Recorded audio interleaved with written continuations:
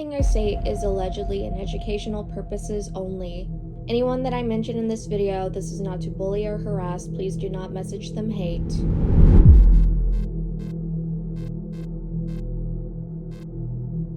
What do you do for a scare? Some of us look for videos on the internet, and some of us are actually looking for answers in life, in the paranormal world. Many of us question, are ghosts real? Am I able to contact a loved one? Is there really an afterlife? If you're not religious and haven't held on to beliefs you've accumulated over the years, these are the questions many of us ask ourselves. However, there's a dark side to this. When you're a creator on a platform, capitalism and preying on others is rampant in the paranormal. It turns into something than just searching for answers.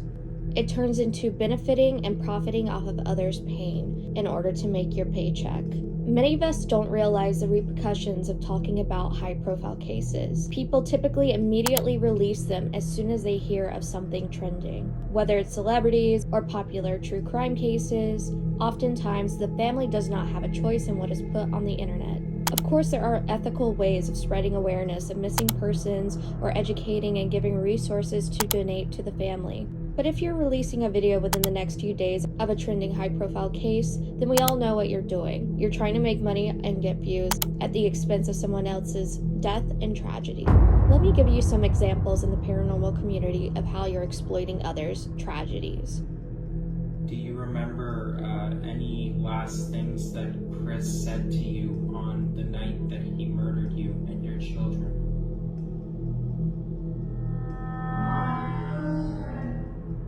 And if there's anything else that you want to say, how about to the people that listen, watch these sessions, that care and still request to hear from you, that want to know about you, want to know you're okay? Anything you want to say?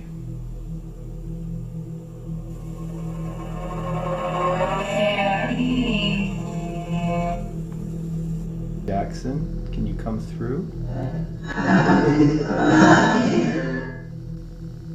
You have a lot of fans who've asked me to do another video with you. And I know, you're probably thinking, isn't this hypocritical for everyone in the paranormal who investigates? And I'm going to tell you no. Most ethical paranormal investigators, true crime, psychic creators will talk about things mostly that happened decades ago, or with consent. If you do not have consent and it was a recent tragedy, it is exploitation. Most of these people have family that are still alive and grieving.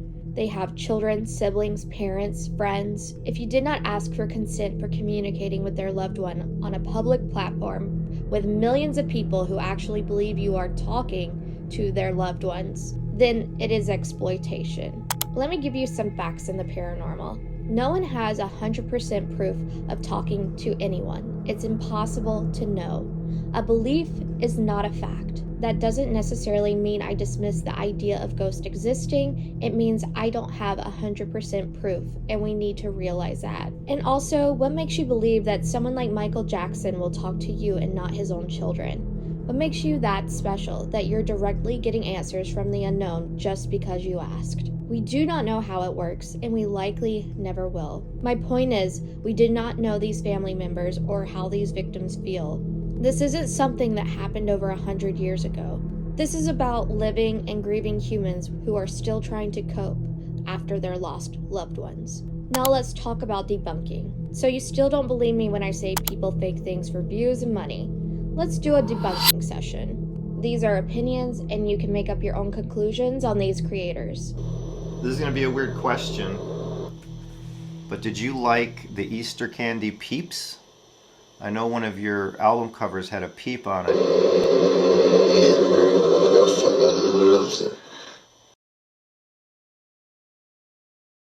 Internet. It's literally like a fucking weird thing. And I'll be but internet. It's literally like a fucking weird thing.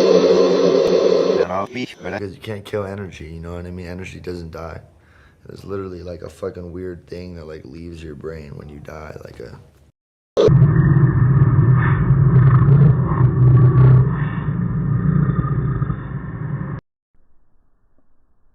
that like there's almost like a sober me inside of the fucked up me, just being like, you're fine, bro, like, and everyone else is freaking out around me. son of a it.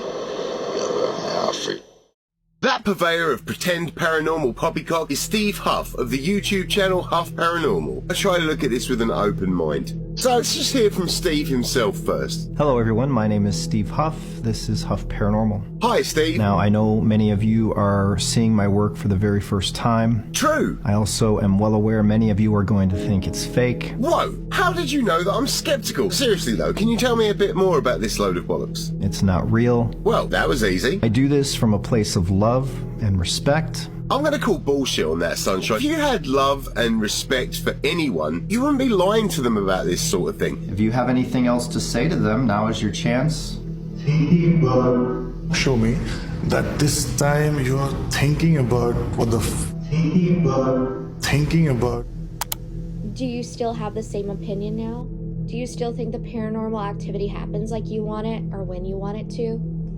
Okay, let's back up. The paranormal is subjective and opinion-based. There's only so much you can prove, and debunking is part of trying to prove what happened is in fact paranormal. Some of us watch paranormal videos for a scary time and are just looking for entertainment. I love horror movies for fun as well. However, if you're watching for purposes that are strictly paranormal research, let's take a class on how to debunk content if you're unsure. Here you will see someone using a high-profile case and trying to say it's Shanann Watts' ghost. This is 1, inappropriate for the family that is still living and grieving with this horrific tragedy. And 2, this is a common case of pareidolia. It can occur with clouds or anything. Does it always mean we do not see things sometimes? It's definitely up for interpretation. Maybe we do see things, but in this case, people are trying to find something that isn't there. This is not an investigation. This is an exploitive move at the expense of others. It's not common to see figures like this. It's very uncommon. And a lot of people think, well, I see objects move on people's investigations, so they must be telling the truth. Wrong. Another common trick is CGI. Here. Grandpa isn't here right now. Grandpa here. No, he isn't here. He's gone, Molly. What are you looking at? Grandpa. Grandpa, can you hear me? Yeah. Oh my God. If you look closely at this video, it is clearly visible that this is CGI. This is not a normal pattern of a couch being pushed in. This is CGI. And yes, this is used a lot. Then we have the other moving objects in videos. Let's watch this video and see how we can debunk it.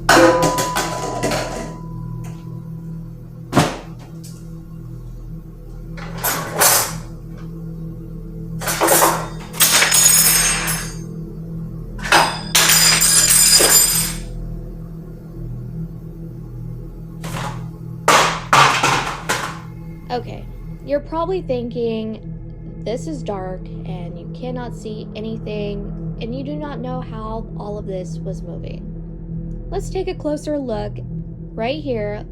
Look right here. The bottom right corner, you can see a string that is lighting up in the sunlight or whatever light is in there. There's actually not a lot of lighting in this place, but you can tell as this goes back and forth that there's a fishing line string, which is a common approach in the paranormal on faking paranormal content. My whole point to this video is simple. Don't be an asshole. Don't exploit deaths that are high profile. Don't be that person. And if you want to fake paranormal activity for entertainment, please put that in the description. At least we will know. At least the people that are naive will know what you're trying to do.